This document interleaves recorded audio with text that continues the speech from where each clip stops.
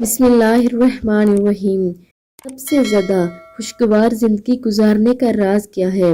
حدیث معراج میں اللہ نے فرمایا، اے احمد، کیا آپ جانتے ہیں کہ کون سی زندگی سب سے زیادہ خوشگوار ہے اور کس زندگی کو بقا حاصل ہے؟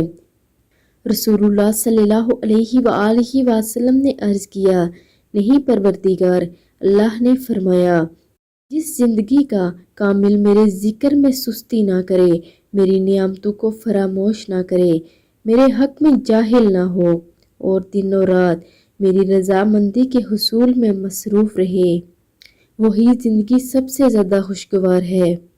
یعنی جو بھی اللہ کا ذکر کرے تو وہ اس میں سستی نہ کرے اور اس کی نعمتوں کو فراموش نہ کرے۔ یعنی اگر کسی کو کوئی چیز نہ ملے یا دعا کے بعد اس کی دعا قبول نہ ہو تو وہ یہ نہ کہے کہ میری دعا قبول نہیں ہوئی اور میرے حق میں جاہل نہ ہو اور دن و رات اللہ تعالیٰ کی عبادت میں مصروف رہے۔